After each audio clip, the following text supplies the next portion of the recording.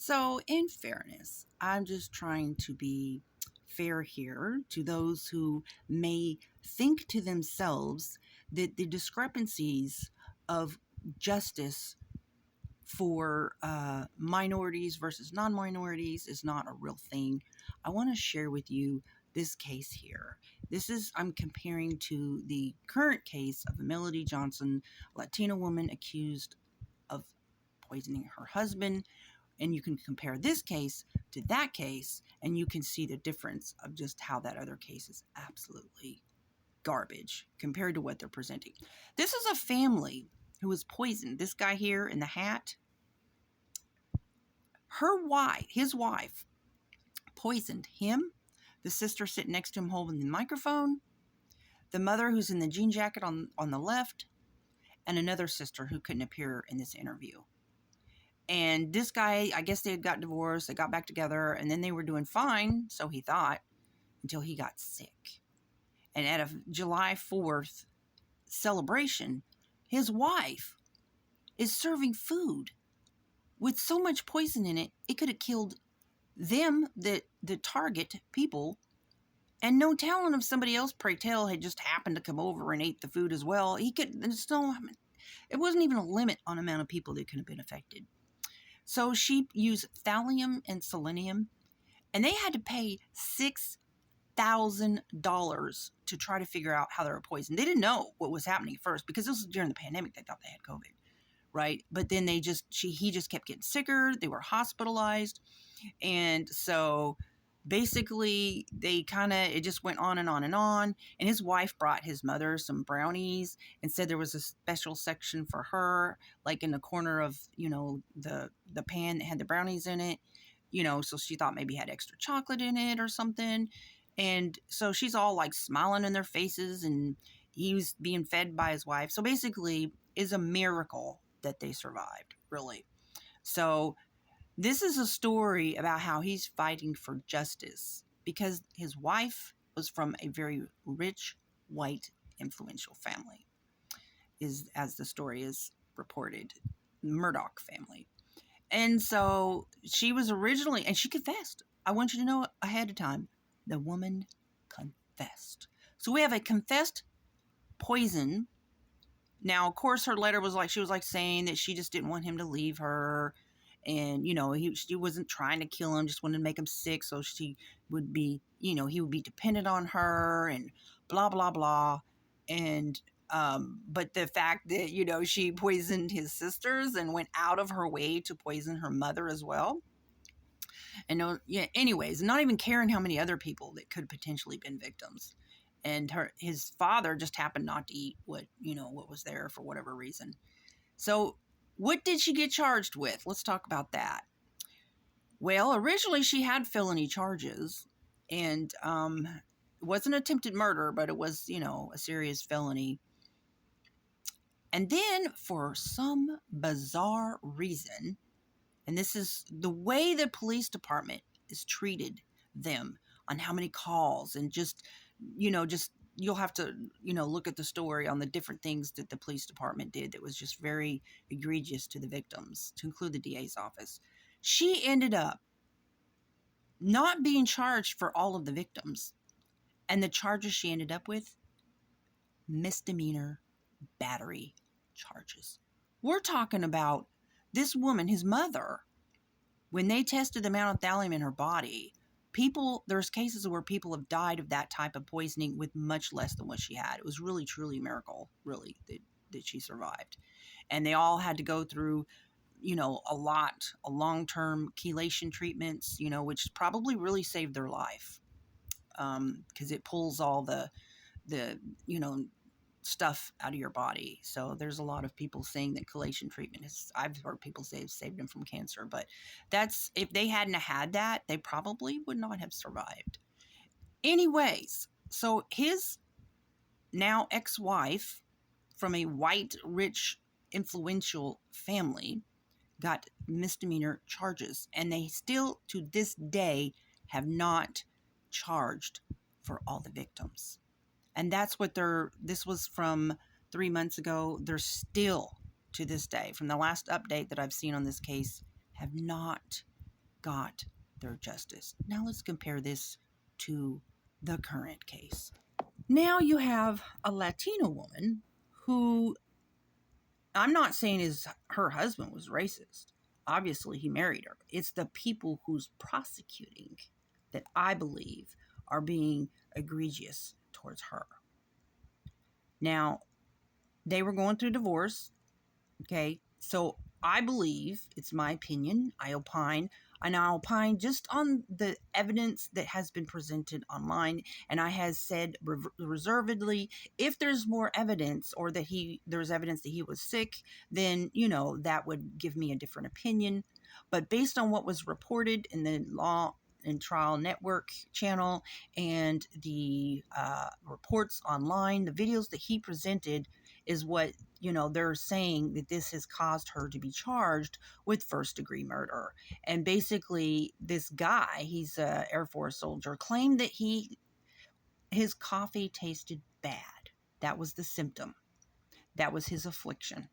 The coffee tasted bad for 2 to 3 weeks. So you're drinking coffee and it tastes bad. I'm sorry, if you drink coffee and it tastes bad the first time, you're not going to drink coffee that tastes bad. You throw it out. And then the second time, they'd be like, okay, what's going on? But for 21 days, 14 to 21 days, he drank coffee that tasted bad. Okay. So he starts investigating and he tests his water. The water's fine. So he sets up a camera. This is his story. And he sees his wife putting something in the coffee pot. So he goes to the police. He's like, I'm going to get a charge on her. And they're like, look, we don't even know what she's putting in there. How are we going to charge her? Let's stop right there. Why would cops automatically think, based on this guy's allegation, that his coffee tasted bad, that she's putting poison? Because if he had drank something for 3 weeks, if it was poison, he'd be dead.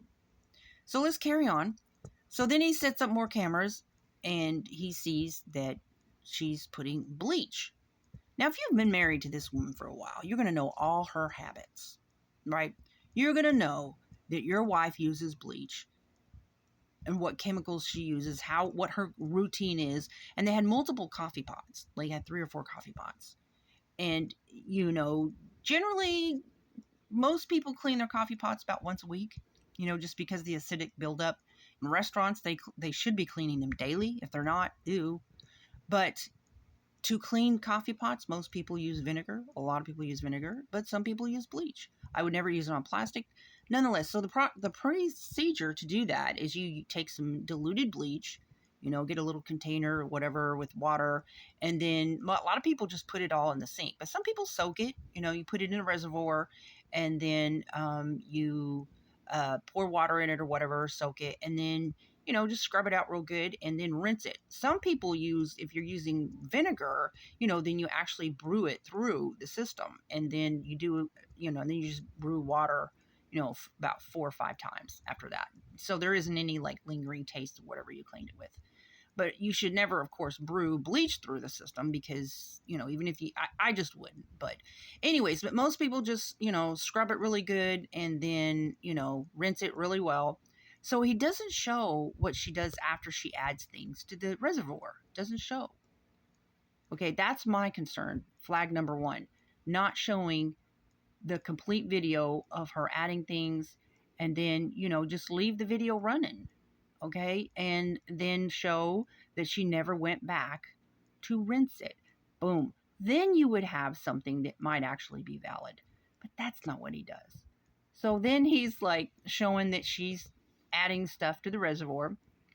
And then he goes over and he's doing tests, but you don't see what he's doing before. The video stops and then it just cuts to him seeing a coffee pot and not even knowing which one it was. You have multiple coffee pots. And how's to say he didn't add something in there to try to frame his wife because they're going through divorce? All right.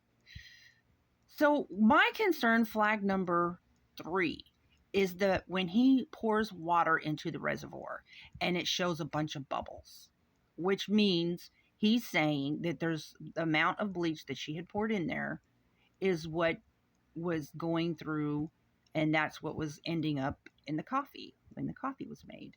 That's what he's saying. And the problem with that is obviously, as I've showed in my last video, the amount of bleach that he's alleging that ended up in his coffee pot. You cannot even drink a little bit of bleach, even diluted. And who could even, that would be so bad, you wouldn't even be able to tolerate drinking that much bleach. So it doesn't add up, right? It does not add up. And so you can call a poison control center yourself. There's one in number. I'll put it in the description of this video. And you can call it and you can say, hey, if somebody puts bleach in a reservoir of a coffee pot, and let's say they forget to rinse it out, and then you drink coffee that had that bleach in it, does that person need to go to the hospital? What's going to happen? Are they going to be sick? And you just do it yourself if you don't believe what I'm saying. And that poison control center is going to tell you need to go to the emergency room. That's what they're going to tell you. There is no possible way, my point, that a person can drink what he was claiming she was putting in his coffee every day and be alive to talk about it. So that's why I'm saying that is a super sus case. And I'm sorry, maybe DAs don't know the process of cleaning, but you have to know that what he's alleging that he was consuming is not physically possible absent miracle of God. But nonetheless, she got murder charges, first degree attempted murder charges, and a $250,000 bond. So let's compare that to the white, rich, influential lady who confessed to trying to poison multiple people and did, and caused them very, very serious injury. They were sick. This guy, and that's another thing, this guy didn't have one single physical symptom listed, just that his coffee tasted bad. You cannot drink. Bleach is so corrosive that even diluted bleach, you cannot drink even a tiny amount. You can't. You are going to be, at the very least, very sick. But he was not even reporting diarrhea or stomach aches. Nothing, right? Unless they just didn't report that. But why would they share a story online to, justify their charges and not even mention the fact that, oh, by the way, yeah, he was in the hospital and he almost died. And yeah, no, he wasn't even sick. So so then let's talk about, the bling ring case. If you haven't heard about that story, some group of kids went and robbed celebrities. They made a movie about it. And Rachel Lee was the Asian woman who was declared the mastermind, which they recently did a video or movie documentary is what they did of her side of the story. She speaks for the first time after years, and basically she was not the mastermind. It was just so ridiculous how they tried to portray her as she was. And they even showed one where her and her two buddies was going in to rob one of them, like she was leading the way. But when you show them getting up to the door, he was the one that entered the door. And it was him who chose to rob his own friend. And so you have people now saying there's no way this guy was this pliable, manipulatable dude, like they were presenting. But she was the only minority of the group. She got targeted for being the mastermind. She got the first one to get the stiff sentence while some of them got probation. Okay? So I'm just saying, if your heart is open to consider that there are discrepancies on fairness and equality, then you'll be able to see. If you're open to seeing, then you can hear it and you can see it. But if somebody's just like it doesn't exist, then, I guess you're just not going to see the discrepancies. So I just, maybe this woman did have some ill intent. Maybe, there's truth there. But I'm looking at the evidence that they have presented, is ridiculous. And it's dangerous for women who routinely clean their coffee pots with bleach. Their husbands can set them up. I'm just saying, why is it so easy for him to get a charge on her? When, did they even ask if she cleans her coffee pot? It was like, why didn't they say, is she cleaning it? Is she cleaning her coffee pot? Why, but they just took his walking around doing videos, testing the coffee pot. And who's to say that he didn't put something in the coffee pot because he wants to frame his wife? Because if he's not been sick and he's reporting that he drank the amount that he's showing that she was putting in there, It doesn't add up. And then, of course, him, them going through divorce. Okay, they just automatically try to use this story, make money off of it, sensationalize it, and here we have yet another minority. Um, it just, it's just you don't understand if you're not somebody who is a minority what it's like in the justice system. Some areas are worse than others. Some of them are actually more protective of minorities, to be fair. Some of them, I think, probably Caucasians get, you know, the worst deal when it comes to, a situation. It's just, but there are some areas that it is definitely problematic. And I just have a problem with what they have presented here in this case.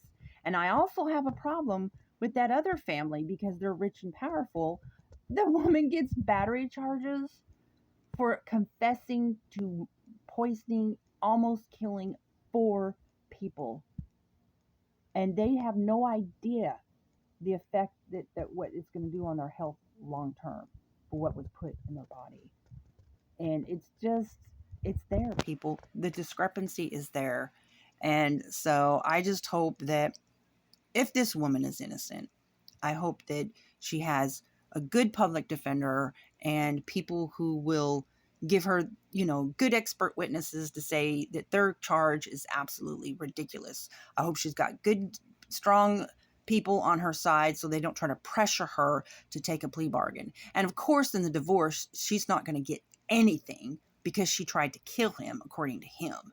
So that's why I'm saying, how is it that nobody will consider that he's the one trying to, do harm because they're going through a divorce? He has ruined this woman's life if she's innocent, but if she did do something malicious, they don't have enough. Like, it's just not a case that should have been ending up in a charge. And so what? It's not happening to you? Okay, if they can do this to her and say some laughable story about some guy claiming he drank. I mean, if you look when he poured that water in the reservoir and there was all those bubbles at the top, if that had gone into his cup, he'd be dead if he drank that for 3 weeks. Come on.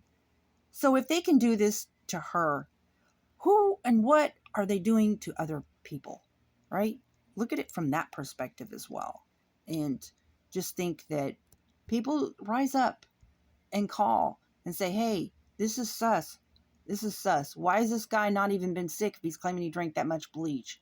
I'll put the phone number in the description if somebody's interested in calling. But people, they need to, rise up and say, hey, why wasn't the guy sick? If he drank that much bleach that's being presented, why wasn't he sick? What are you doing? Anyways, that's my spill of the deal. I hope you have a blessed day. Bye.